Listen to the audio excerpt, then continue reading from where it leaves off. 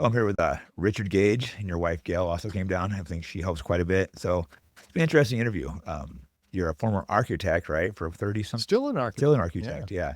And you started the architects for, what's the organization? Architects and Engineers for 9/11 Truth about 18 years ago. Yeah. And now we're independent with Gail and at richardgage911.org. Yeah, that's where I saw you. I saw some presentations you just did at the Old State Saloon, is it? It was awesome. Yeah, the Old State Saloon in Boise. Mark Fitzpatrick and Casey Whalen got us that opportunity with Mark. Mark was looking for people, and he has thousands of followers, not like you do here, but it's still, man. Yeah, he's invited me up. I'll go up there at some point.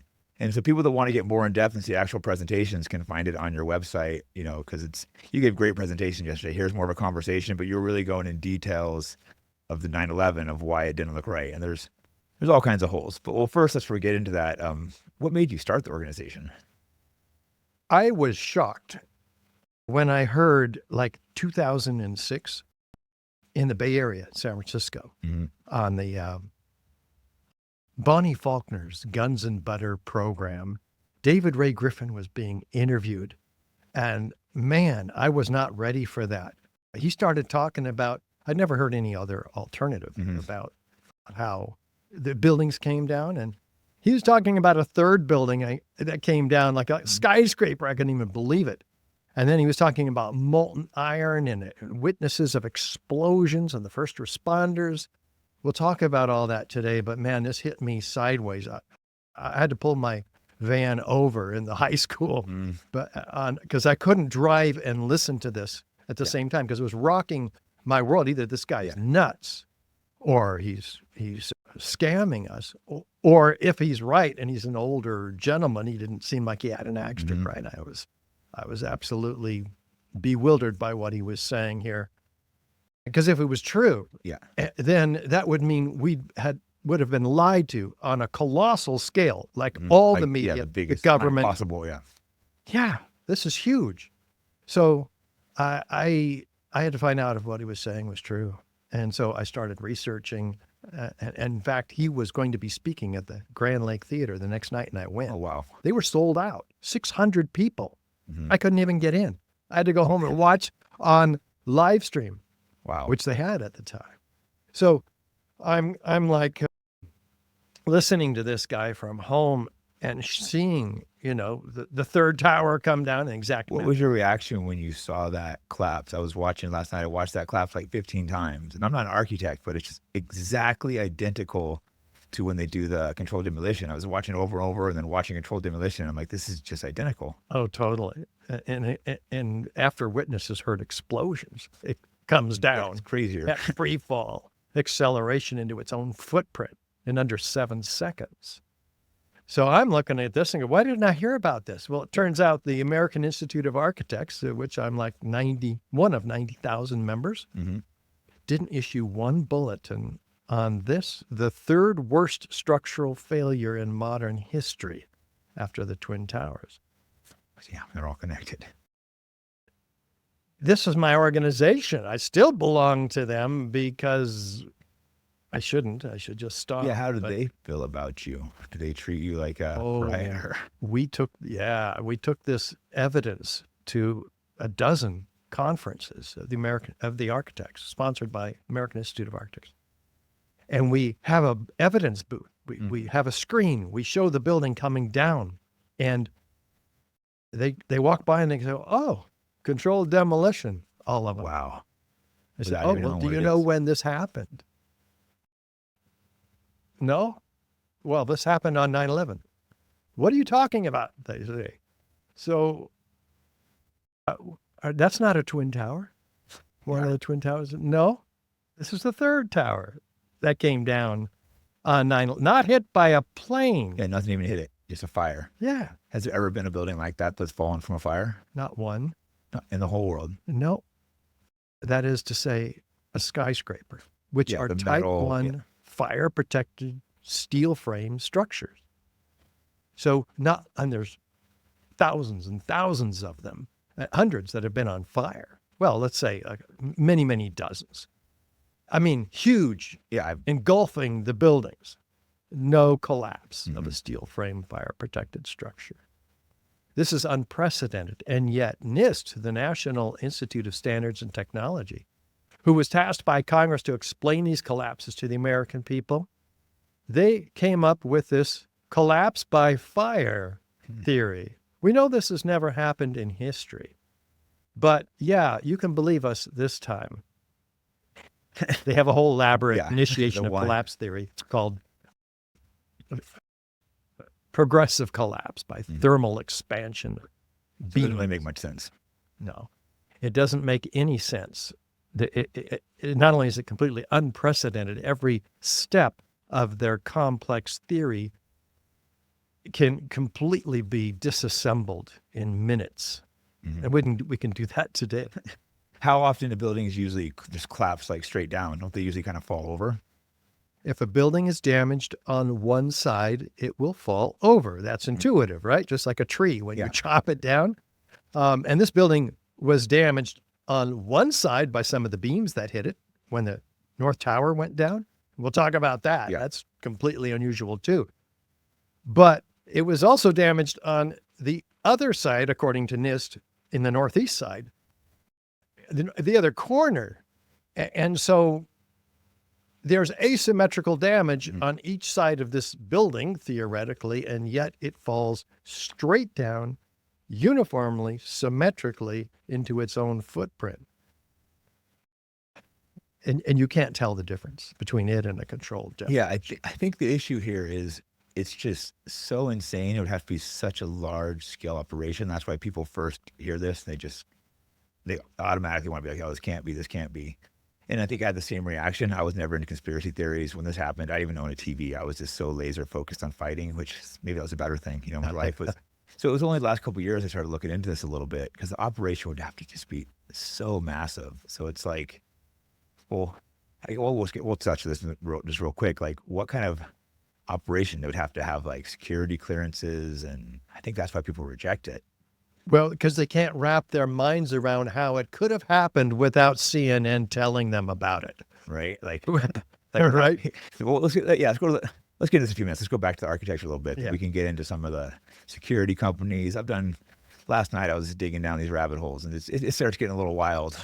What do you think the biggest, well, besides the free fall, the no fire, what are some other red flags with the architecture collapse?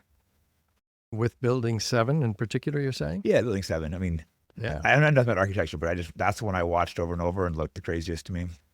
Well, you have to also look at the abundant examples of foreknowledge.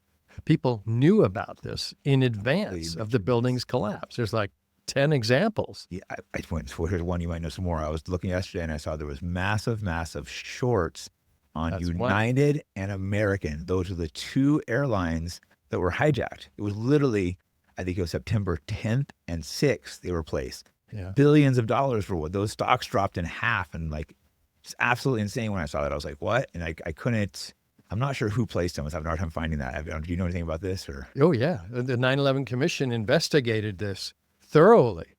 And and we're talking about no wrongdoing. They thoroughly. did, I'm sure. Yeah, on September 10th, so many billions of dollars. And we're talking about the Twin Towers now. We jumped the line over here just so everybody can follow us, but they were looking for ties to Al Qaeda with regard to these put options. They couldn't find them, so they said, "Well, it wasn't insider trading." Well, who did it lead to? Who did it lead to? The Deutsche Bank. Swiss Re, Alan Dulles, former CIA director, owner of the Deutsche Bank. So, well, why isn't that a problem? It just got swept under the rug. In fact, the 9/11 Commission didn't even report on this collapse of Building 7, though they were tasked with telling us all about the events of 9/11. This is a central event. It's part of the World Trade Center complex. It was developed by Larry Silverstein in the mid-'80s, and then he acquired the entire complex just 6 weeks prior to 9/11. And it went from Port Authority, public hands, to private ownership. We put a whole bunch of terrorist insurance that had never been on the towers, and and he had only invested 15 million of his own money, and leveraged that to 125 million with Frank Lowy, his partner. Mm-hmm. Interestingly, he was part of the Haganah terrorist group. A foreign country. Another foreign country. We can't really talk about them too much or pull it off YouTube, but he's part of the greatest ally. I think both of these people are involved with that country. Okay. And then he leveraged that to $3.2 billion to purchase, and he wasn't even the lowest bidder. So this is another no bid contract. No. Jake Shields built his name in the cage. Now he's taking the fight to the narrative. The Fight Back podcast doesn't hold back. No filters, no corporate strings. If you're tired of the same recycled lies, support real independence. Visit fightbackpodcast.com. Pick up something from the shop, because truth needs muscle. You're part of the resistance. Hey guys, Jake Shields here. As you know, I have a free speech podcast. To keep that going, it's important to have sponsors and support them. If you want to support them and me, go to antelopehillpublishing.com and be sure to use the promo code FIGHTBACK. They have tons of different books that are hard to get. Today I recommend Opiate of the Masses. It's a full journalistic investigation into the opiate crisis in America. So again, to support the podcast, antelopehillpublishing.com and the promo code FIGHTBACK. Wanted this building correct either, right? It wasn't a building that no one really even wanted to buy the buildings at the time. Oh, they were white elephants. They were only half occupied. They were full of asbestos, which is the city of New York was requiring the Port Authority to comply with federal regulations and abate that asbestos. But that was at least a $5 billion project. So so it didn't make sense. Why would Larry spend $3 billion on a white elephant project, knowing that it needed another $5 billion to abate the asbestos? Did he know his free asbestos abatement would be coming on 9/11? I think he made over $4 billion he made off this. There's a speech I saw where I'm saying, oh, the good luck he had. And he work there every morning and he just happened to skip. Good luck there too, yes. Good luck where he says he had to go to a dermatology appointment or something. His wife made him go to a dermatology appointment. This happened with several key figures who regularly visited or were tenants of and occupying almost every day their offices in this building. Set of buildings. So the owner made billions of dollars, and he had a business partner was tied into terrorism in a foreign country. Interesting. You said Dulles made billions. I don't know much about him, but isn't he tied in with the Bushes? Inevitably. And there's another George tie Bush that I was the stumbled head across. of the CIA following Allen Dulles and others. I just discovered this last night. I feel like I should have known this, but I discovered another Bush tie with one of the security companies. Yes, Securicom and Stratosec had the security contract for the Twin Towers and also the airports that were associated with the flights that theoretically left those airports and theoretically, allegedly flew They had into the security tower. at the same airports too that they left. Yeah, it's fascinating. So we certainly want an investigation. This is Bush's brother and his cousin for heavy. Yes, Marvin Bush and Wirt Walker III. I can't believe I've never heard that. I thought that just should be like I think that's kind of relevant. Well, and they weren't investigated. There was no interview of the security company at the World Trade Center. Imagine that. And these are people that basically can handle what goes in and out. So if you were to be sneaking stuff in the middle of the night and stuff, that's who you would need. Well, and we're going to talk about the kind of stuff that they would have had to have snuck in there. Yeah, and I think that's why it sounds just so crazy. It would have to be such a large-scale operation. People would need to be controlling the security. It would probably be maybe a couple-year project. It would be a massive thing. So you start having to connect dots, and it's so insane you don't want to do it almost. It's easier just to be like, oh, it must have been some terrorist. But either way, it was a terrorist attack, and it was a conspiracy. So it's just, who was it? We don't know. Yeah. The official conspiracy theory says 19 fundamentalist hijackers hijacked these planes and rammed them into the Twin Towers. And we have, in the 9/11 Truth Movement, a consensus, if you will. There's certainly some people disagree, but that these particular hijackers weren't even capable of flying these planes. Certainly at the Pentagon, we have Hani Hanjour, who failed Cessna flying school, as did some of the hijackers who were alleged to have flown the planes that were alleged to have hit the towers. And there were planes that hit the towers. Yeah, definitely. But most of us agree that these weren't civilian aircraft, but outfitted military aircraft that were capable of flying over 500 miles an hour at sea level, which is very difficult, if not impossible, for civilian aircraft to do. And hitting a 200-foot wide target at 500 miles an hour is a task that most pilots who have tried in simulators failed. Really? So then the question is, were the hijackers on the planes at all? Well, there's no evidence, actually, to suggest. Well, they found their passports. Yes, the FBI conveniently found the passport of Mohammed Atta in the dust down below among the millions of other pieces of melted paper. the planes and the steel beams in the official, but the passport survived. This is the official narrative. That's like so insane that they just pass this off that somehow the passport survived. What do they make those passports out of? And they say it'll melt the jet fuel. Yeah. What's can jet fuel melt steel beams, do you think, or is that ridiculous? Jet fuel is kerosene, burns in open air about 600 degrees Fahrenheit, which is about the temperature of most office fires. Steel doesn't melt until about 2,800 degrees Fahrenheit, call it 3,000 degrees Fahrenheit. That's more than 4 times the temperature jet fuel can get.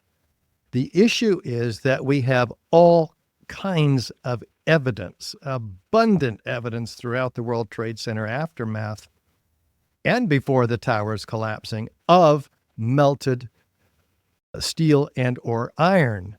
This is absolutely key because there's no accounting in the official narrative whatsoever for all this molten metal seen pouring out of the South Tower minutes prior to its collapse. Really? At the point of plane impact. So NIST says, oh, that must be aluminum from the airplane. Well, aluminum doesn't glow bright orange and yellow in daylight conditions. What does? Iron molten iron is the byproduct of thermite. Thermite is an incendiary used by the military to cut through steel like a hot knife through butter. So we know that it can't be aluminum. If it were thermite, we would be looking for the components of thermite, which in its ignited state is molten iron and aluminum oxide ash, which we see trailing in thick white smoke clouds. These steel sections during the collapse of the Twin Towers ejected laterally at 80 miles an hour, clocked by physicists, landing 600 feet in every direction and a 12 to 1,400 foot diameter around each tower, equally distributed. This is not a collapse whatsoever. So they're trailing thick white smoke clouds. Well, think about it. Steel is not flammable in office fire conditions. Why is the structural steel ejected so far, trailing these thick white smoke clouds? The only explanation is that the ends of them were set with shaped cutter charges, for which there's patented devices before 9/11 of thermite being used in them. Did they ever check the wreckage for like bomb explosive residue and stuff, or no? Oh, NIST says they didn't find any evidence for explosive residue. And later, we asked them in a FOIA request, a request for correction, they call it, which you can do with agencies that commit fraud like this. And they said, well, we didn't actually look. You didn't look? They say, we didn't find any. Did you look? Wow. No. NIST did not, quote, So NIST did not look for the residue of explosives or thermite. They can say they didn't find it because they didn't look. Yeah. They didn't look at any of the buildings that collapsed, all 3 of them, the World Trade Centers and the... Correct. They did not. That's insane to me. Well, if they looked for it, they might have found it.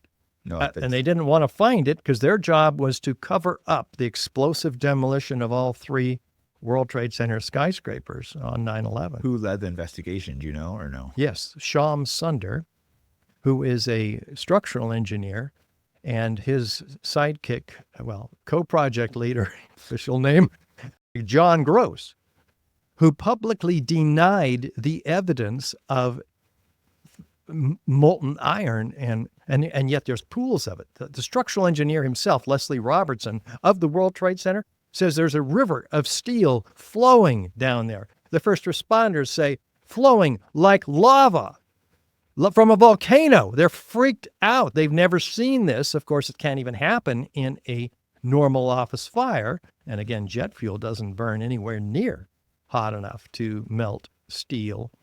So there's no other explanation other than thermite. So we'd be looking for other evidence of thermite, and the U.S. Geological Survey themselves finds it abundantly, billions of previously molten, meaning 3,000 degrees, iron, meaning the byproduct of thermite, microspheres, meaning that liquid molten iron was dispersed. And when aerosolized liquids, they just form themselves into spheres. So that's how they got spherical during their liquid state. And then they cool and they fall, billions of them, all the samples. They didn't know where they came from. They wouldn't even guess. This is incredible. So yet the EPA says, we don't know what these molten iron microspheres are, but they are a signature component of the World Trade Center dust. In other words, it's not even World Trade Center dust unless it has all of these previously molten iron microspheres that we don't know the origin of. Well, where do they come from? You know what, Jake? You can do an experiment. Mm-hmm. You can burn thermite and find out what happens. Do you know what happens? What happens? You get an incredible array of sparks dispersed. And they look like sparks, but they're actually molten iron droplets, bright yellow, and they fall, they cool, and they create molten iron microspheres. We also know where these previously molten microspheres came from because a team of 8 international scientists led by Niels Harrit in Copenhagen, they find these curious red-gray chips. They're red on one side, gray on the other. And they go, well, this is interesting. Looks like paint, right? Primer paint looks like this, but it's attracted to a magnet, unlike primer paint. So it has a higher iron content than even primer paint. And they go, wow, what's this? They do X-ray energy dispersive spectroscopy on it. And what do they find? The ingredients of thermite in these little paint chips that are in all the dust samples that amount to about 4 tons altogether by extrapolation throughout all the World Trade Center dust, up to 6% of some of these samples. And they go, wow, we got to get to the bottom of this, because the XEDS showed aluminum and iron, elemental iron, not steel. They get a nuclear microscope and they zoom in 50,000 times and they find what? Nano-sized particles of iron oxide and aluminum powder, 1,000 times smaller than the diameter of a human hair. And then this stuff is set in a matrix of oxygen, silica, and carbon. That is organic material, which is used in high-energy explosives to expand rapidly into a gas and knock things over. That's how high-energy explosives work. Whereas incendiaries work by means of extreme heat, 4,000-degree temperatures. Holy shit! So they light up some of this stuff in a differential scanning calorimeter. And it does what? It ignites at about 850 degrees Fahrenheit. More importantly, and paint doesn't do that, by the way, nor does paint turn into thermitic reaction, proving the stuff's thermite. But what does it produce in the DSC when it ignites? It produces molten iron microspheres with the same chemical signature as the molten iron microspheres found and documented by the USGS and U.S. Geological Survey and R.J. Lee, who an environmental consulting firm also studying the dust, didn't know where these things Yeah. came from. So we know exactly where all those microspheres came from, billions of them everywhere, 4 tons of them also. It's not rocket science. This stuff is peer-reviewed in the Bentham Open Chemical Physics Journal.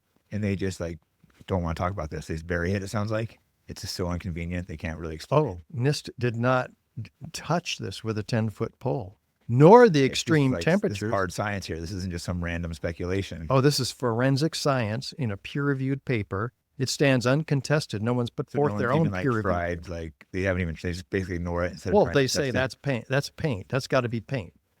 They have all kinds of things they say about it to justify that, but the absolute forensic proof is by the Harrod research team is that it is chips of nano thermite, which is only developed, just recently before 2001 by Lawrence Livermore Lab. So we know where it comes from. Any criminal investigator worth their salt could determine where these chips came from and what they are, but they just avoid it altogether. Yeah, there's so many inconvenient things. And also, organization, I think we said 3,600 architects signed up. And it's also, I'm sure there's a lot of architects that don't want to put their name on it because it's probably bad for your career, I'd imagine, right? It could be. No one wants to be called a conspiracy theorist. So I imagine Yeah. a lot of people will probably come and tell you they agree with you, just don't want to sign. Oh, That happened to you? we've heard a lot of that, but still, 3,600 architects good and amount, engineers. yeah. What? No, that's a lot considering it could hurt their career, and they're still willing to say, like, hey, this They're is staking their there's- yeah. reputation on the truth because they care. And unfortunately, there's not enough that care. We have done mailings and reached out to the entire membership of the American Institute of Architects. We try to get the word out there. It is not. It is not easy because many of them are non-responsive because they can't even afford to look at the evidence, much less sign the petition, because their world, like mine, will be turned upside down when they realize that the entire mainstream media censored this topic. Our government is complicit in just calling truth tellers, like the 9/11 truth movement, there's millions of us, conspiracy theorists. You're right. A lot of people refuse to look. They don't want to shake the world up, so they won't even look at it. They're just like, yeah, I'm not going to look at this.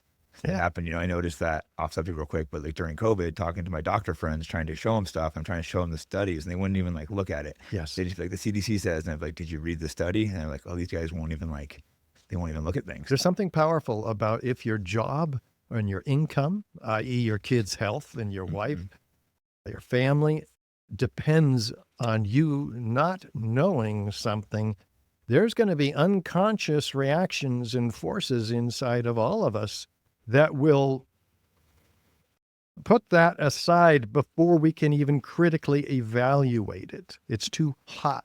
It's a third rail inside of our own psychology. It's easier to lie to ourselves than be like, I'm being a coward. So you just want to turn away and not look at it because they will go after your money. I'm sure. Has it cost you money coming out with this organization? Say again? Has it cost you money speaking up? Well, yeah. Probably a lot, right? I mean, it cost me my second wife. Mhm. She loved me. I loved Yeah. her, but this was too hot of a topic for her. And she even eventually agreed with the evidence before she had to distance herself from it permanently. Yeah. It was quite a traumatic experience. I chose to speak in Europe, having been invited to speak actually in 24 countries at this point, but it cost me my job. So yes, I had to, at that point, because I'm not going to turn down an opportunity to go to Europe, Yeah. speak the truth to the European people. We had huge crowds, over 1,000 people for instance, in the Netherlands. This was something that I couldn't turn down because, the buck, it just felt like the buck stops here. These are buildings.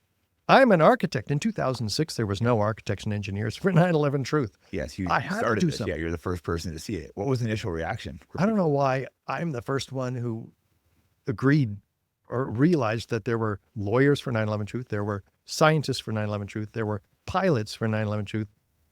where are the architects and engineers for 9/11 truth? They're gone. They're not in action. Mm-hmm. This fell on my shoulders. I'd never given a presentation. I'm not an activist. I'd never done a PowerPoint. Yeah. All this I had to figure out. And it took me 18 years to get, to where I could confidently give a presentation. And that's what we did the last 3 days on the big Southwest big mini tour. Yeah, no, watching you agree to great. So it probably wasn't something you wanted to do. You probably felt like obligated to. It's not like all of a sudden you're like, oh, I want to start this organization. And so you see something, you just felt like called to do it. Yeah, I was, there was no choice, Jake. Mm-hmm. I mean, it was like, at some point I got really angry. Mm-hmm. I mean, I have been lied to all of the American people and people around the world have been lied to. We've invaded Iraq and Afghanistan, killed 2 million people, and all because, well, chiefly because of the destruction of the Twin Towers, cultural icons having been destroyed, and the Pentagon, of course, meant an act of war, that attack. Yeah, it's interesting you mentioned that though. Like, yeah, so like what happened from all this? Like people say, what was the reason? You just kind of nailed it. This war, the war machine. You look what happened after that. The war on terror. Mm-hmm. It was already pre-planned. Like there's already pre-planned countries to attack. Trillions of dollars. Let's talk about that. That's an important point. We've spent $6.5 trillion, actually. And that's the minimum. There's probably a lot more with all kinds of other, ways it affects us. 2 weeks after 9/11, General Wesley Clark was told by one of his generals that used to work for him in the Pentagon that he just got this paper from Rumsfeld at his office. And it said, and he's saying this to Amy Goodman on Democracy Now! And he said, yeah, 2 weeks after 9/11, he says, I just got this paper. We're going to take down 7 countries in 5 years. And what Clark says, well, why? He says, I don't know. It looks like every problem, if you're a hammer, every problem looks like a nail. We're good at taking down countries, so that's what we're doing. Yeah. And he named them. Yeah, what countries are those? Syria, Iraq, Somalia, Lebanon, and I don't know if Egypt's Iran, Sudan. I think. Iran is the last one. That's the last one we haven't gone to war with, right? Isn't that the only one we haven't taken out since then? It's pretty much the last one on the list, and boy, are they trying. They're trying. Yeah, there's a heavy push. They have been provoked by Israel. They've been provoked by the U.S. Cheney talked about a false flag operation, which is, of course, what we're talking about here with regard to 9/11, where one country attacks itself and blames it on another country, manipulating its own people through propaganda to go to war and support the troops. But the real goal is to achieve what the Project for a New American Century called regional hegemony in the Middle East, one of their main goals. This is before 9/11. This neoconservative think tank wanted to do that and have a vast increase in the military budget and fight simultaneous wars, plural. But they said, absent a catalyzing and catastrophic event like a new Pearl Harbor, these goals will likely take a long time. So yeah, all these wars were pre-planned along with the Patriot Act, which took away our rights. So this is wasn't the Patriot Act like a day or two later, which is this long thing. Thousands of pages that nobody had time to read, but which were rushed through. Actually, Biden, the most recent presidential sellout, had a big hand in writing. So I wonder who this benefits besides America. Any country in particular, do you think? Well, this group of neocon think tanks, half of them are dual citizens. They're not even full citizens of this country. They hold dual passports. The country that's our ally, I assume. Well, so what loyalty does a dual citizen have to their other country or to America? I mean, you got to ask, especially since the Yinon plan that came out in 1982, guiding the Israeli policy, established some very similar, if not identical, goals including the balkanization of surrounding Arab states and the taking out of Iraq and Iran, which has we are achieving that. So the question is, who's running American policy? Where's the tail and where's the dog in this relationship? It's hard to see how America benefits for all these wars. You see Israel getting more land, getting their neighbors taken out, but I don't really see how we benefit. Yeah, so there's lots of questions about that, particularly now since Trump has brought in a group of people whose primary goal seems to be to help Israel achieve their foreign policy. Yeah, it seems like a lot of the policy is to help Israel, not America, which, I think Trump was the better option than what we had, but it seems like a large part of his thing is for Israel. It's like they act like we're connected, but all we do is give them money, give them things. They don't really give us anything in return. And the same country, speaking of false flags, has quite a history of false flags attacks. I think you know a little bit about that. Including Frank Lowy, who is Silverstein's partner, who together secured the entire World Trade Center complex under their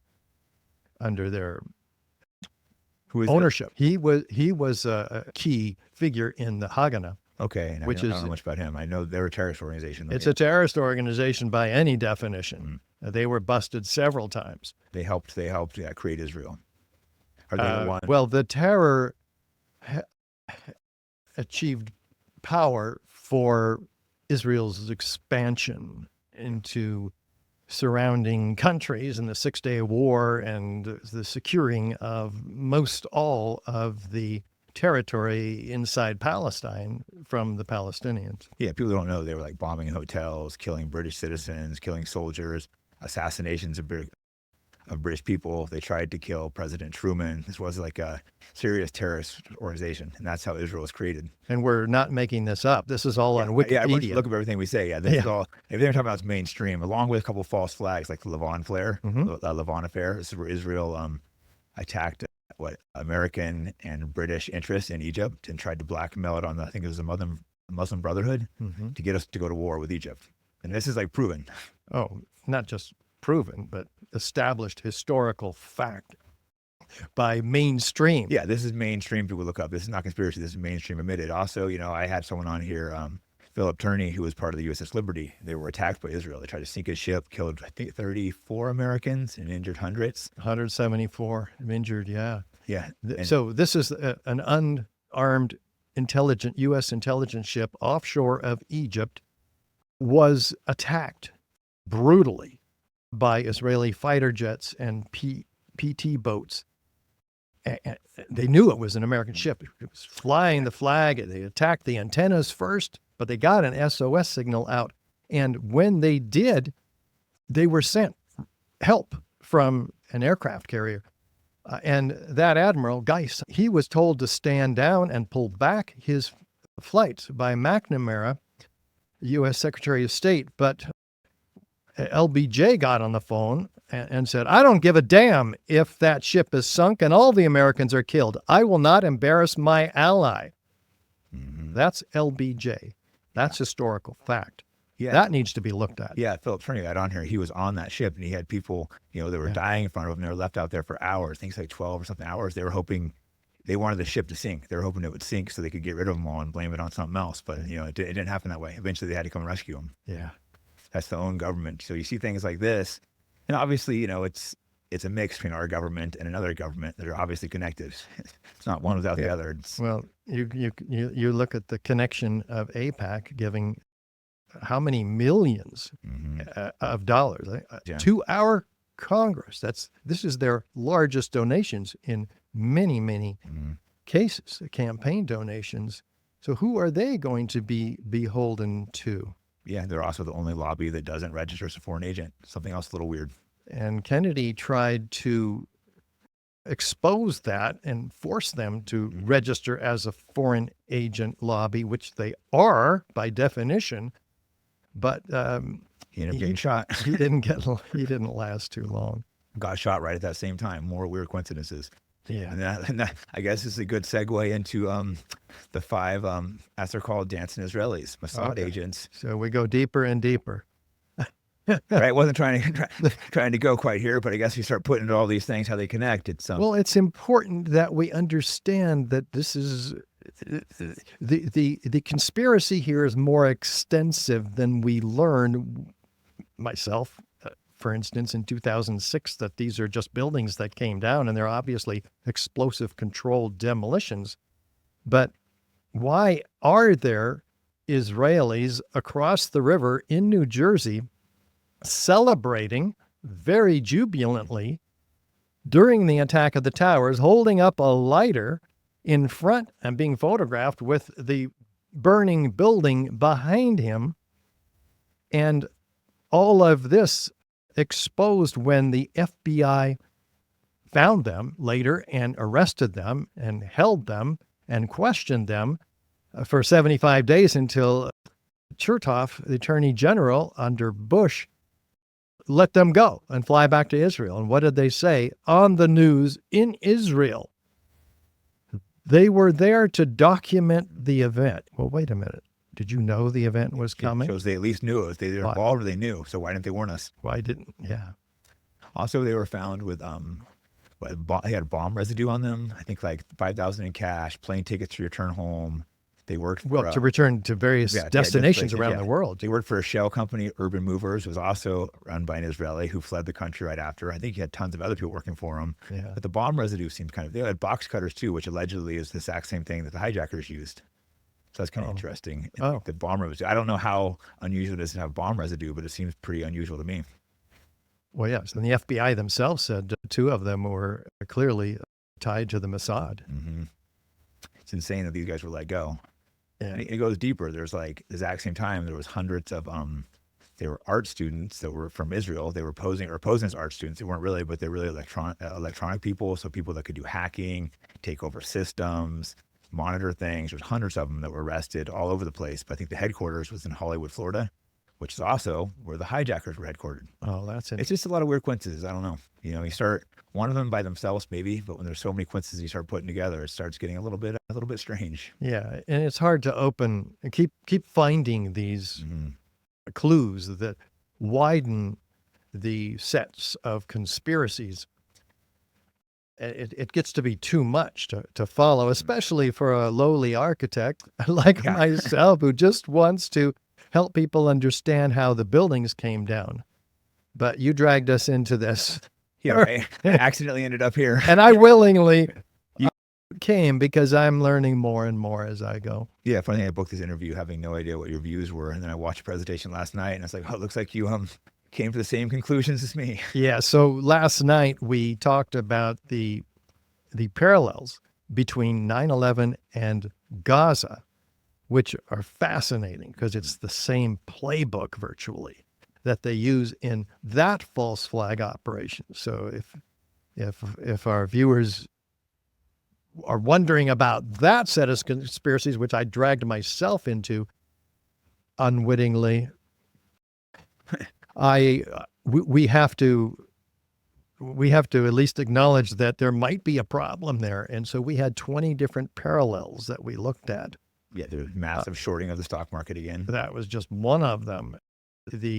They engineer the problem in the beginning, this invasion. It was a surprise by Hamas, and they then manipulate the people with propaganda and lies about beheaded babies and rapes of women, none of which turned out to be true, and most of which was they still say it, the 40 beheaded babies and rapes all the time. Well, some of them say that, but it's actually been retracted by CNN, by even Netanyahu. So.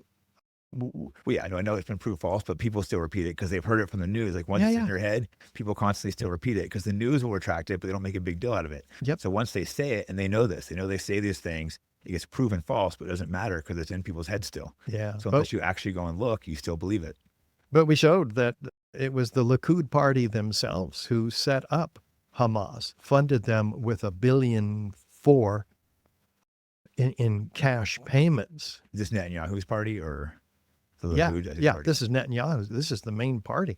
He says, Netanyahu, whoever wants to support us has to agree with giving money to Hamas, 2006, to create this negative relationship between the Palestinian Authority in the West Bank and Hamas in Gaza, and work them against each other. This is what they do really good, actually. The Mossad, their logo is by way of deception. We Thou shalt do make war, I think. make war or do war. Yeah. Yeah, that's their official narrative. Yeah. That all this stuff we're saying is like, we're not speculating. Everything we're saying is very clear. You can look up, common sources, Wikipedia. It's pretty wild. And the thing is, they have the West Bank. Some people don't know there's like Gaza Strip, which is, run by Hamas. And the West Bank, they try to negotiate with Israel. And what happens to them? They go and they take their land, they abuse them, they still kill them, they steal their homes. They keep just taking more and more land. So they're just suffocating it out. I mean, even like Jared Kushner, Trump's son-in-law, says he plans on building giant houses out in Gaza. On the beachfront, valuable property. Trump even said this the other day on the 26th of December, January, excuse me. He just said that it's valuable property. We need to clean it up and move them out. We show how the official documents of Israel for decades have discussed moving the Gazan people out of Gaza. We talked in detail last night about the how they plan to do that too. Bomb the north, have them go south, and then they bomb the south after they're there. But now they're looking for international complicity in relocating the people out of Gaza altogether. And this is in a document, a 10-page document on their website of the Intelligence Ministry of Israel to do all this. But they say we might have problems with international legitimacy. Yes, no, international law. This is the definition of genocide, by the way. They've destroyed 80% of the housing. They've killed 50,000 people, mostly children.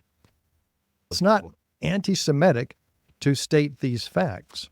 Exactly. They call you anti-Semitic, and that's very deliberate. They want to be like, oh, you hate Jews, it's that. It's like, no, what I see is happening over there is evil. I can't stay quiet and watch this. Like, I started seeing this. I wasn't really following any conspiracy theories, but I just started seeing how evil they were, just bombing and killing children day in, day out. And then you start going down these rabbit holes, and you think things just keep being connected to the same people.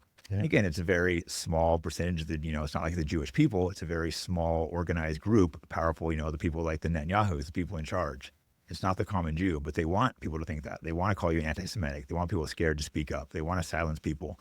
Organizations like the ADL are very powerful, and they'll try to go after you, ruin you. They went after me. Yeah, they're going after me too. I'm on their list. I saw that you're on your list, and you've never, I think, you're kind of maybe stating it now, but I don't think until recently you were even insinuating anymore.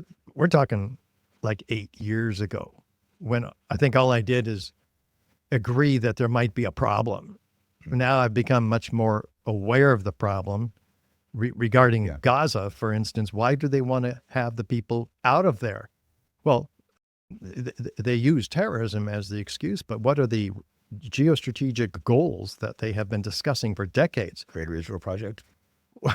That's huge. The Greater Israel Project is defined really in the Oded Yinon Plan of 1982, but also natural resources. They just found 122 trillion cubic feet of gas offshore of what? Gaza. Belongs to who? The Palestinians.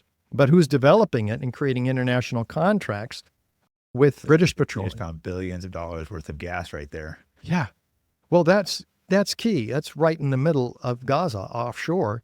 So what's going to happen with that gas? They're creating the East Mediterranean Pipeline, which is a $55 billion project designed to take that oil and gas and ship it to Europe, who was all of it a few years ago, or last year, 2 years, got starved because of the sanctions on Russia and the destruction of the Nord Stream pipeline. So all of that paves the way for this major internationalist investment in getting this oil from Gaza to Cyprus, Turkey, and on up into Europe. Okay. Well, better than that is the Ben Gurion Canal project, which has been in the works for decades, competing with the Suez Canal, which Nasser nationalized, and which took 30% of the shipping. But it's not wide enough for two-way traffic. It has to be dredged out continuously.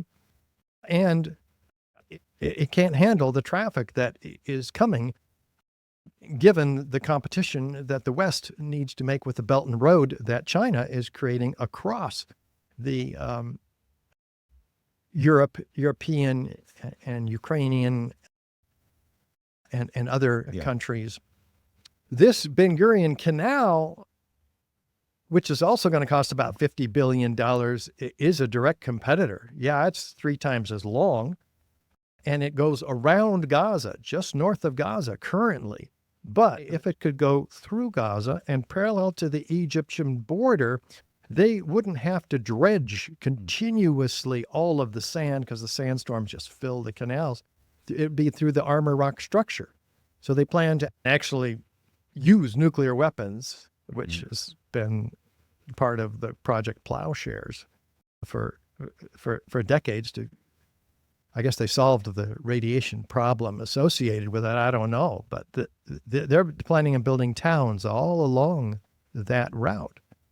But you can't have a bunch of terrorists in Gaza, and you can't have the Palestinian people owning the gas. So you have to create enough, with provocations, terrorism to justify kicking those terrorists out of their own land. Yeah, and they bombed it so bad it's unlivable now. Like Gaza is just completely ruined. So they're trying to figure out how to get them out. You know, Trump was even saying like, hey, let's get them in Egypt, these places, but all these countries, they don't want to take them because for multiple reasons. One, take them. Well, Egypt was one of the exceptions, one of the 2 exceptions that Trump made on his ban on foreign aid the other day. Yeah, he said he's banning all foreign aid except for Israel, Jordan, and Egypt, and they all share a border. Pretty interesting. And they're all complicit in this conspiracy against the Palestinian people, which is... Yeah, I feel terrible for those people. And like people don't understand, it didn't start October 7th. They've been being abused since the 1940s when their land was stolen. They're in this little tiny land. Israel controls their water, they control what comes in and out, they control everything. In 1895, the father of Zionism, Theodor Herzl, declares in his diary that we need to spirit the penniless people out of Palestine, and by denying them employment and forcing them into surrounding countries. That was as far back as 1895. Yeah. And then the Balfour Declaration takes a country, Palestine. It's not really a country. It was a British mandate back then, a colonial empire of the UK. But the monarchy promised who? That the Jews would have a national homeland. Rothschild, Baron Rothschild, the second Baron, Lionel.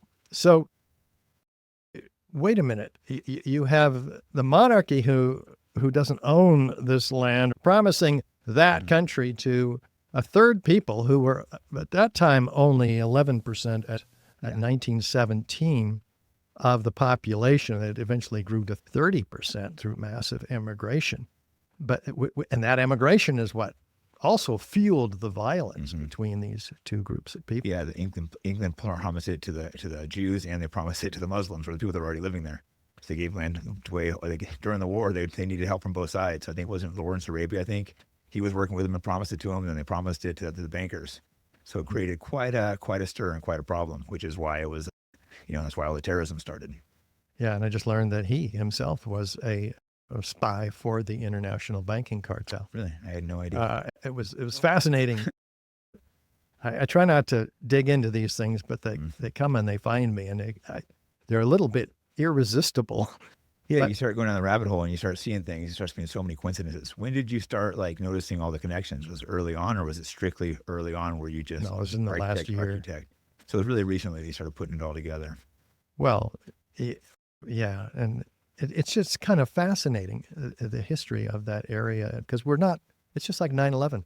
We're not told what has been happening. We've been fed a whole basket of lies, so much so that we censor ourselves from even learning more about it because it's so prevalent.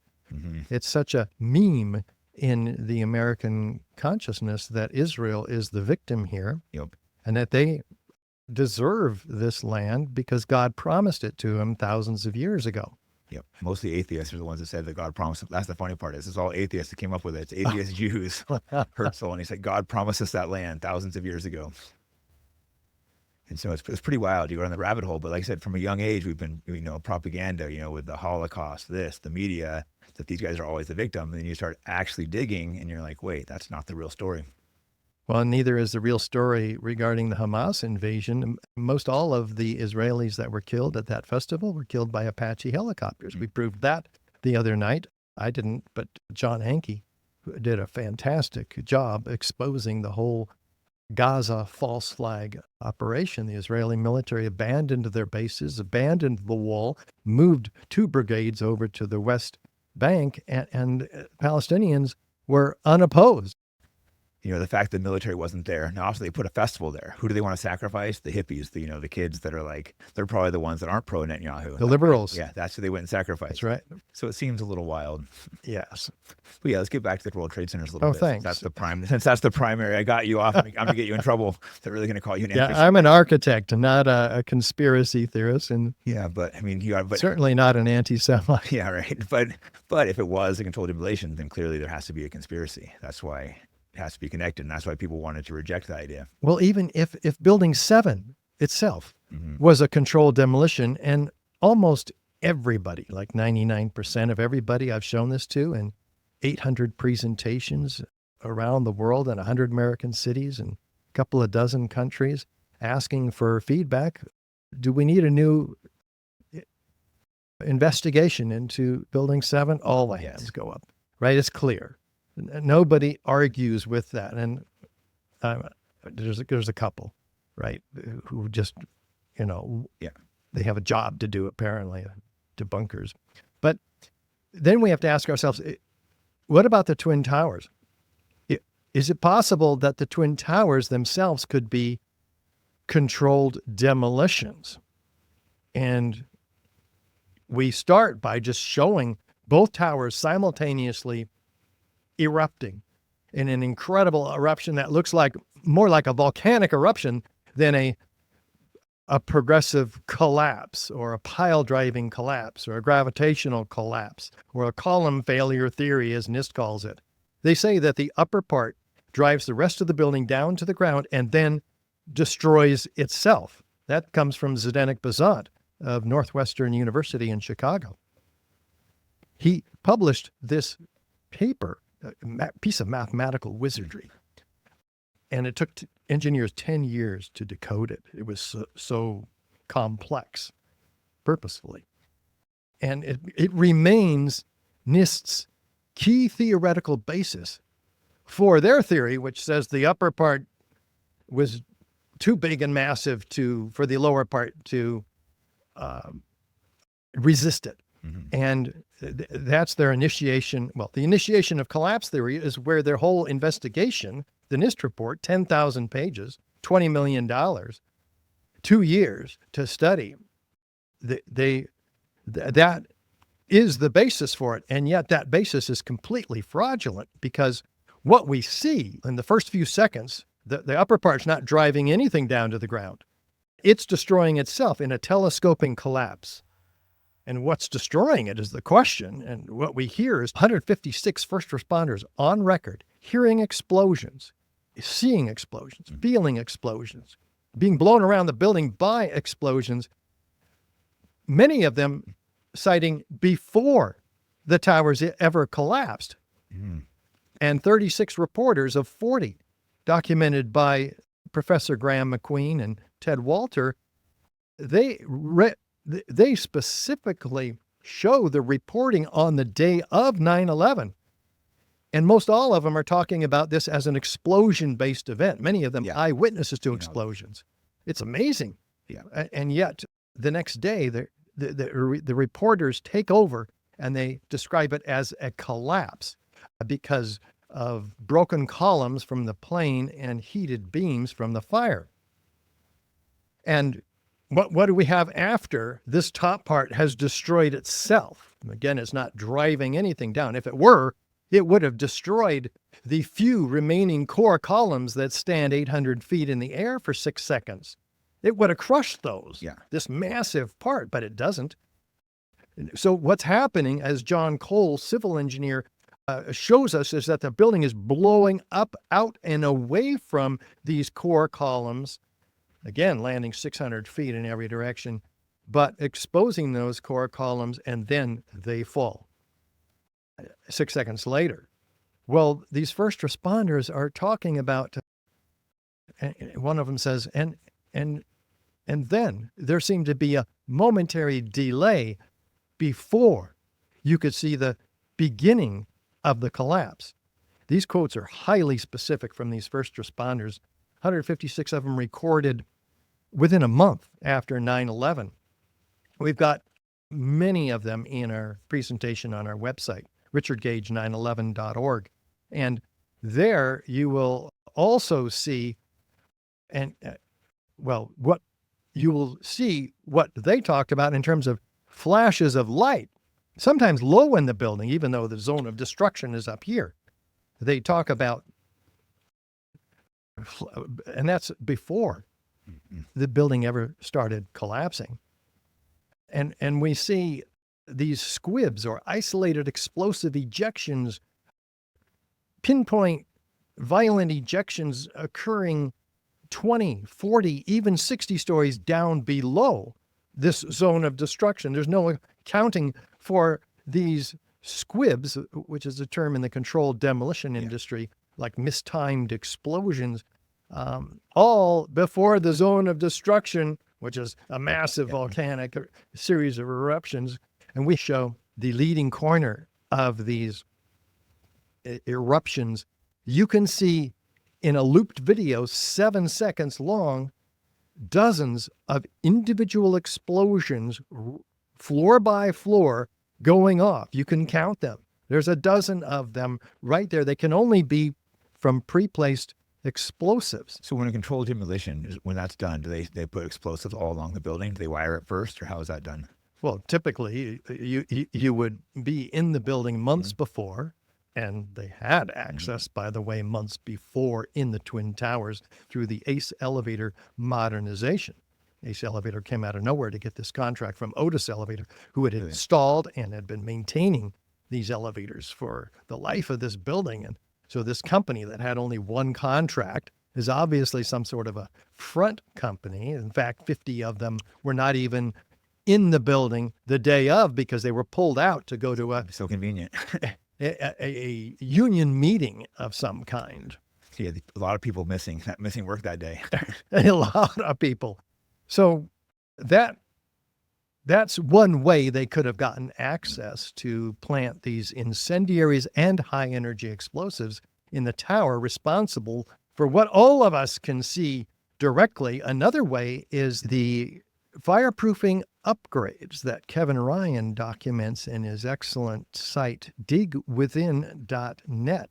And there he shows us that the fireproofing upgrades interestingly correspond to the levels above and below the plane impacts for each building, which was about 15 stories down in the North Tower and about 30 stories down in the South Tower.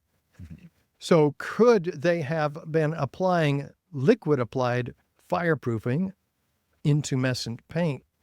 In other words, under the guise of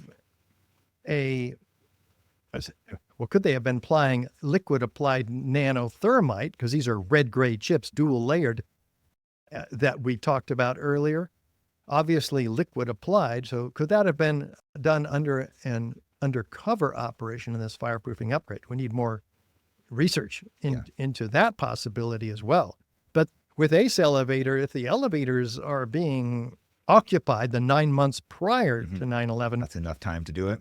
It's enough time to do it. It's access to the core columns and beams through what? 2-inch thick gypsum board around the hoistway, lining the hoistway around the elevator cabs. It's fireproofing for these shafts.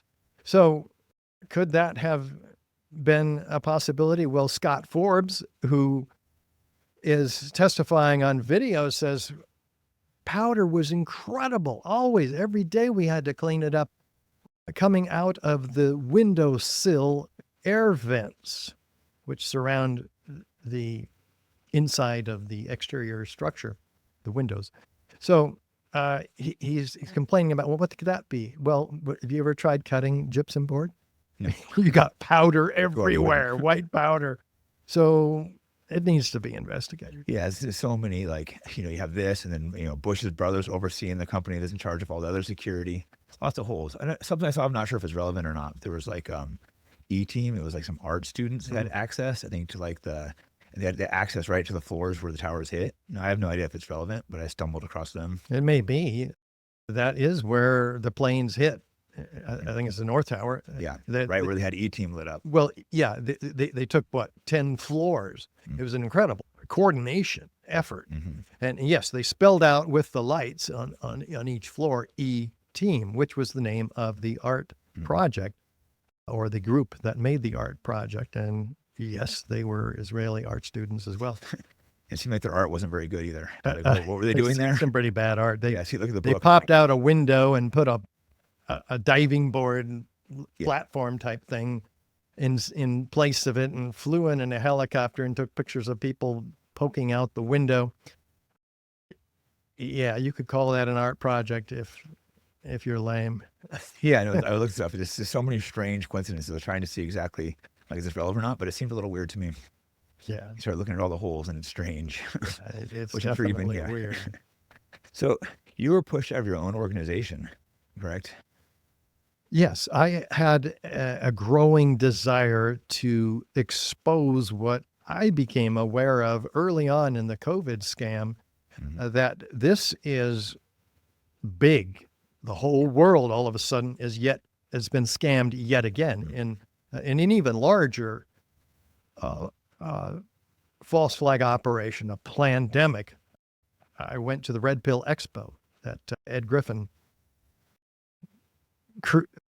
hosts every year, and I learned a lot there from the doctors who have done the research. That is a key component, if not the key component, but of the tension on our board. And so AE 9/11 Truth felt compelled to defend the actual intent of the 3,600 architects and engineers, which was not to get a real investigation into these other false flag operations, but to stick with the buildings, because they're architects and engineers, and I understood that. Yeah. But I needed that makes sense from their perspective, to want to strictly be, look at the buildings. I can understand that, but being pushed out of your own organization, that must have felt terrible. It was. It was very difficult for me. I mean, this was my baby.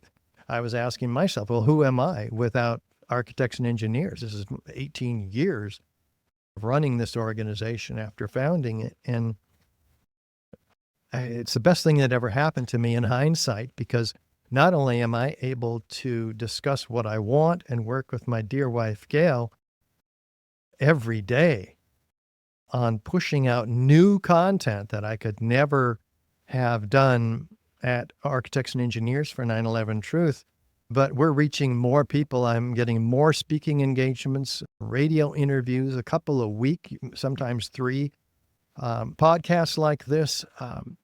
It is really important that we also stay relevant. I mean, let's face it, 9/11 was 23 years ago. And one of our biggest questions is, why are you still talking about this? Well, there's all kinds of reasons. Stuff that's still happening now, exactly. Yeah, but we do the parallels between 9/11 and COVID, and we wake up the health freedom movement to 9/11, and then they can see the playbook, the big playbook that is used for all these. And then the parallels between 9/11 and the Gaza false flag operation. Now we've got a set of conspiracies that point to a bigger picture and help us to get a better handle on who is in control of all of this. It's not just Dick Cheney, right? It's not just Donald Rumsfeld. It is a much more well-placed and powerful group of hidden and occult individuals. Yeah, COVID's what really made me start paying attention to politics. I didn't really pay attention. Then COVID hit, and I just retired from fighting. And it was very clear it was complete bullshit to me. Everyone was going along with it, but I could just see something wasn't right. It didn't seem like there was a real virus, or if it wasn't very strong. More people weren't sick. I was training jiu-jitsu the whole time. Not 99.9% survival rate. Yeah, I think most people that were dying were because they were being put on, respirators and given drugs they shouldn't have taken. Remdesivir. Yeah, remdesivir, exactly. And that, which Fauci's involved in the company. He just got pardoned. Like, why do they need to pardon Fauci? Isn't that a little bizarre? Back to 2014, was it? Yeah, it's a little bit strange, right? And that guy is just a weasel. That Fauci, he's just awful. It goes far beyond COVID. Just back to AIDS. AIDS, exactly. My cousin died of AIDS, and he died of the medication they gave him. He was fine. Then they put him on I can't remember the medication, and then he died right after that. And then afterwards, they started using less of that medication. People stopped dying. People aren't dying from AIDS anymore. I don't think AIDS is killing him. It might be the medication that was killing him. They got Fauci off the job, and it became less of an issue. Just like COVID, he's off the job now, right? And people are waking up and saying, no, we're not taking that. Yep. And COVID's still around allegedly, but people aren't taking the shot. So nothing changed. It just shows the doctors were wrong. Yeah, but they got the next pandemic coming. I mean, we had Disease X. We had another Event 201 type tabletop exercise, which was 3 months prior to COVID, with the planning effort for that, as it turns out. They have a catastrophic contagion. They had monkeypox. Bill Gates saying the next one will get their attention, as he turns to his wife and smirks. It's incredible. Yeah, it's an ongoing thing. That's why I say it's so important we talk about this. It's not just 9/11. It's stuff that's still currently going on. And yeah, exactly. So people need to really pay attention. Wake up, people. We're heading into a complete totalitarian nightmare in this country and countries all around the world. And surveillance, under the skin surveillance, as Klaus Schwab calls it, and Yuval Harari, humans are now hackable animals. Oracle and Google given the contracts by the U.S. government to surveil the people who have been vaccinated. Well, how do they do that? They do that with under-the-skin technology, for which patents have been awarded, and which can take the actual DNA information and broadcast it through Bluetooth from those of us, not myself, fortunately, but who have the technology inside of us now through nano routers that are self-forming microchips in the blood. We talked about all the parallels between 9/11 and COVID. And for those of you listeners on this podcast who haven't seen this, it's absolutely extraordinary. They have the technology to document what's going on inside the body and transmit it through the graphene oxide, which is proven to be in the vaccinations. Really? Yeah. You got to see this. I'm glad I didn't take it. This is yesterday. Well, yes. And for those that did, there are solutions to this discussed by Dr. Anna Maria Mahaltsia and by Dr. Peter McCullough and others, and Dr. Robert Young. So there are solutions. Yeah. EDTA intravenously is probably the best, according to Dr. Mahaltsia. And these doctors disagree with each other. But anyway, it's a fascinating set of research. And you look at the statements of Bill Gates, Yuval Harari, Klaus Schwab around their depopulation agenda given in small snippets, which is very clear. It's not speculation about what they're saying. For instance, Bill Gates, if we do a good job with vaccines, we could reduce this number, which is population, by 10 or 15%. Well, wait a minute. Vaccines are supposed to help people. It should be the opposite. It's supposed to save lives, not hurt and kill people. Well, there's so many of these kinds of statements from these very top place. This is the World Economic Forum, who ran Event 201, which developed into COVID-19. Was that the 201? Was that how they did the simulation right before COVID? Yes, 3 months before. Yeah, they ran a simulation. Anticipating a SARS type. Yeah, and showing how they would get the media to cooperate, the tech, how they was basically planned everything out, how they get everything to shut down. And they even planned for disinformation and misinformation from us, the truth tellers, not us, but the health freedom movement, who really put their necks and their reputations out, these doctors who lost their licenses, and incredible ridicule, conspiracy theorists they are called and labeled as such. Yeah, I know a lot of them, were there. Everyone was like censored. Some of them probably lost their jobs, called crazy. Like that, you lost your YouTube page, right, during that? Oh, yeah, 4 of them, a channel, yeah. And even though you're like, turns out we were right, it's not giving back. No, they like you said, they retract. Sometimes they apologize, but it's all done on the side, down low, where nobody sees or hears it. Yeah, that's what censorship's so bad, because we never really know what the real information is. We should always be able to discuss it and try to figure out what the truth is, because we don't always know. Things change, we have wrong information. Like, I'm willing to change my mind. Sometimes I change my mind, and everyone should be able to look at all sides of every issue. Yeah. So to be like, this is misinformation, and like, who decides? Bill Gates? I don't want him siding with misinformation. Benjamin Netanyahu? Hillary Clinton? Like who decides what's misinformation? Yeah. But, hopefully Elon stays free speech, more free speech.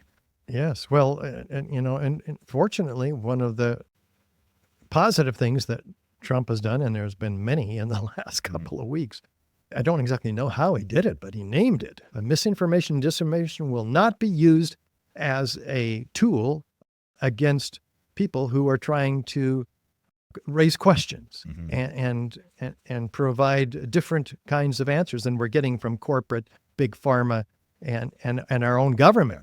He actually said this, which was cool. On the other hand, he's promoting Larry Ellison with his Stargate artificial intelligence effort to go after cancer with a vaccine.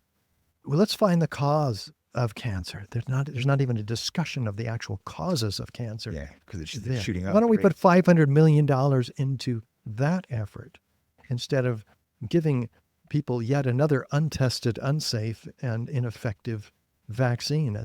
Yeah, all these diseases and sicknesses are skyrocketing up. They're not trying to find the cause. They're just trying to find, we'll cure it with this, cure it with that. But they're not curing it. Well, Pfizer, when they started losing billions of dollars, decided, we're going to invest, $40 billion in buying this particular turbo cancer company.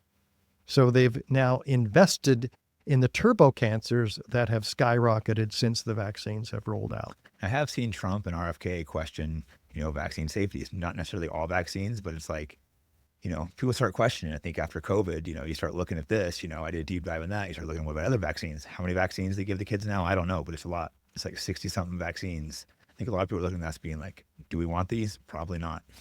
Well, especially babies getting on the schedule. At birth, they try to give hepatitis B. mRNA vaccines. Oh, and it's like, why do they give a baby at birth? That's a sexually transmitted disease. It's like, what kind of sick stuff's going on here? Yeah. And babies are stillborn. Women's pregnancy levels are down, and birth rates are way down. This is a problem acknowledged by the media only in the last 3 years. Yeah. Elon Musk he's one of the people that's pushing the population collapse could be a problem. Before it was always like, we need less people. He's actually been good about saying like, hey, we're not having enough people. Yeah. We're not doing replacement. And that's part of the reason probably why they're, we'll just flood over illegal immigrants. And, Trump's been good about that. Like that Trump's the better of the options. Yeah. Yeah. I do agree with that. I voted for Trump, and I'm going to hold his feet to the fire on his promise to declassify 9/11. Yep. Because he said that, right? And in the same statement after JFK, MLK, RFK, which he took an action on with an executive order. Yeah, that's interesting too. A lot of people don't know. A lot of documents are classified with 9/11. Why? What are they hiding? Yeah. The people should see it. Look how many thousands of Americans died. We deserve to see what happened. And he said that. But Representative Kurt Weldon, who has been on a segment of the 9/11 truth bandwagon, in his case, the geopolitical problems associated with the CIA's covering, if not direct handling of the alleged hijackers and keeping that information from the FBI. He's all over that. And Able Danger, which was tracking Al-Qaeda and had all kinds of information they were forced to destroy so that it didn't come out. And so he's now asked firefighting captain of the Seattle Fire Department, Raul Angulo, to assemble several of us within the 9/11 Truth Movement, the leaders of the 9/11 Truth Movement, to a large extent, including the Architects and Engineers for 9/11 Truth, the firefighters, the Lawyers Committee for 9/11 I Inquiry, didn't know there's all David Chandler in the physics, and ourselves, Richard Gage 9/11, to assemble our respective groups of papers and bring that to the attention of Hegseth, Gabbard, and Vance, who are apparently interested in it, according to... I have Gabbard's cell phone number. I can maybe try to get it out to her. Yeah, let's talk I to didn't Tulsi. realize there were so many different organizations. I think she's got her hands filled. Yeah, she's busy at the moment, I'd imagine. But I mean, I think she has good intent. So I was glad that Trump appointed her. Oh, yeah. So definitely some better people out there at RFK. So there's some positive. Mhm. It's interesting. Found out like we're both from San Francisco and are kind of conservative. I think we're there in the same. What years are you in San Francisco? 73, I graduated. Oh, Okay. and I lived there, gosh, until 15 years, no, 10 years ago. Okay. Yes, we were there a lot of the same years. So you started this organization, and everything in San Francisco, huh? Yeah. Lafayette, actually. You know, the East Bay? Yeah, Lafayette. Okay, so you weren't right in San Francisco, you're Lafayette, but no one knows Lafayette unless it's from the Bay Area. Well, Much nicer than San Francisco right now, though. yes, Have you been back there recently? very nice. No, it's been a while. I grew up there, and I just learned that you wrestled Yep. there, and so did I.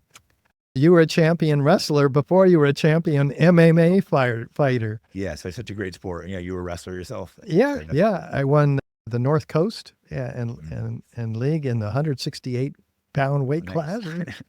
And that was 50 years ago now, though. So what a tough sport, right? You always remember the toughness of the wrestling. Yeah. I see back in the day, it might be a little less mean, but the wrestling coaches were mean. What makes you tough? Yeah. Scared shitless of your coach. I had a nice coach. It's surprising. Yeah. The Yeah. coach was nice, but the Coach wrestler, Aston. yeah, coach. What Walnut Creek, or where'd you wrestle?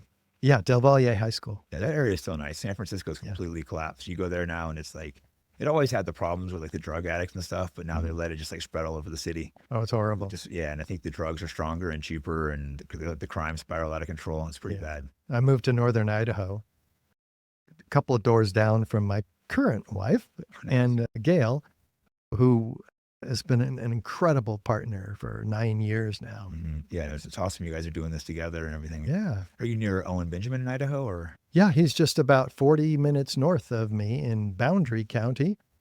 And he's awesome. I ran into him at Home Depot, and I really like him. Yeah, he's of a course, great he's guy. controversial just like you. Yeah, a little bit, but we just like play around. We say stuff that's true and play around, but he's a great guy. I've had him on my podcast like twice. Some people have initially people were like, don't have him on. It's like, why? He's a great guy. I think he just plays around a lot on Twitter. People take him like seriously, and it's like he's just out having fun. Mm-hmm. People get way too serious. Yeah, so. I need to probably have less fun, and because it's an interesting dynamic, right? To the extent that I divert to these other false flag operations, which are both very controversial, perhaps more controversial than 9/11, it can be used against me, and has, as we just saw with my role at AE 9/11 Truth.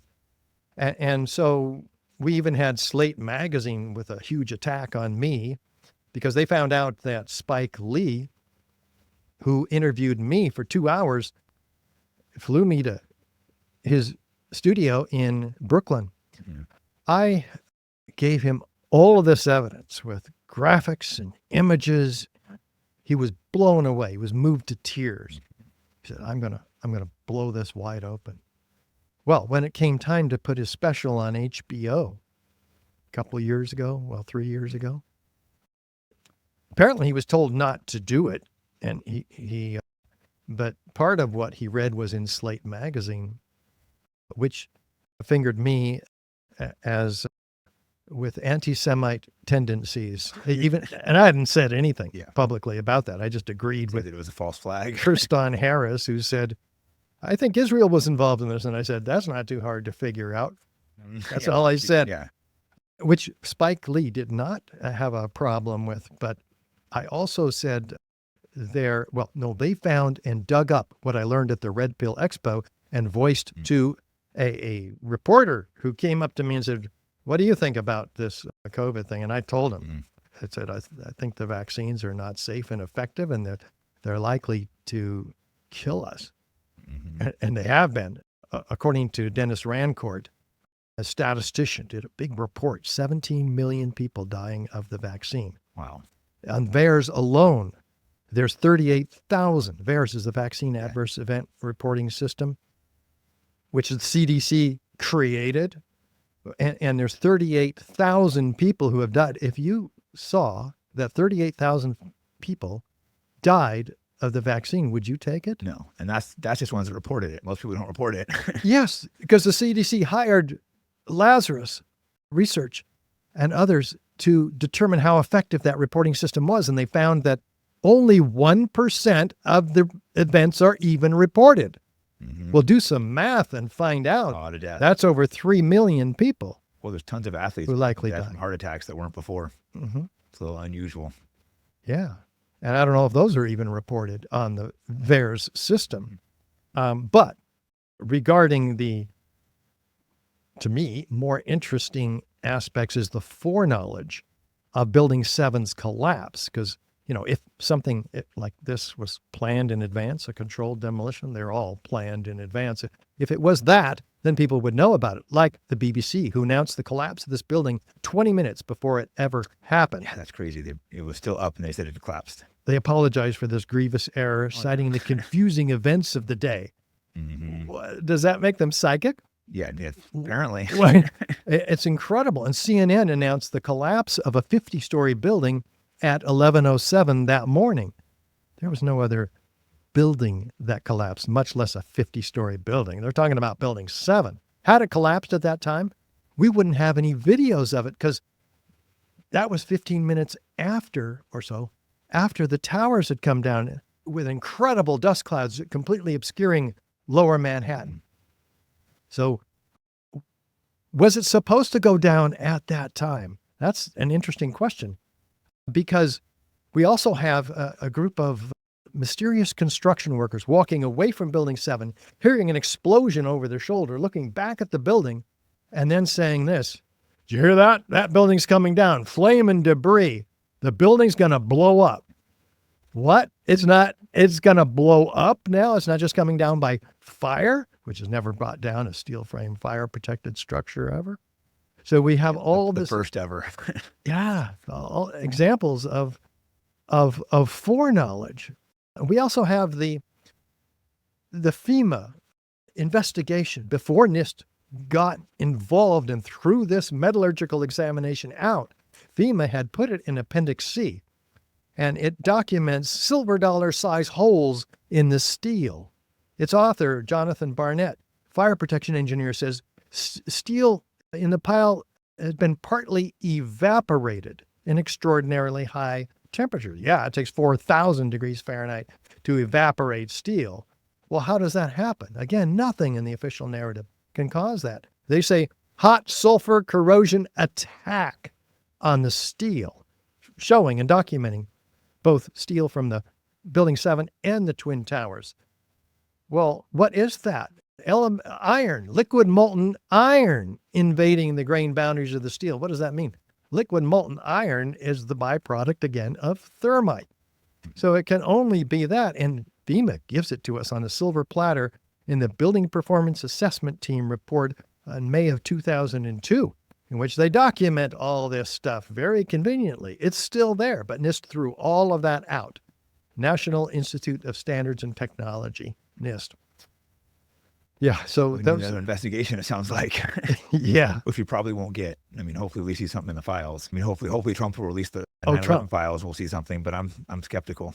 Well, yeah, I hope we get a real investigation. That's why we have this new hat, declassifying 9/11. It's my MAGA infiltrators hat. Instead of, it's red, but declassify 9/11. Yeah, well, hopefully he does. Any other thing we want to add before we wrap up? Any other weird coincidences? Or probably a lot. Probably you could probably go on for hours. There are just so many. I think we covered most of them, and I just want to encourage people to do something with this information rather than just be entertained. Be conflicted. Be bothered. Be like I was. Get angry so that you can do something. Not you. You're doing everything you can. That's why I started doing something too. We got to get the same way. So I agree with what you're saying. Take these shorts, take these, this whole podcast, send it to every architect and engineer that you know, every media representative that you can find, everybody who your elected representatives, friends and coworkers. Use the 3,600 architects and engineers to your advantage. Don't just sit on this. It should really cause indigestion and sleepless nights, and people should do something with it and pray, for God's sakes. This is well beyond us individually and what we can do even.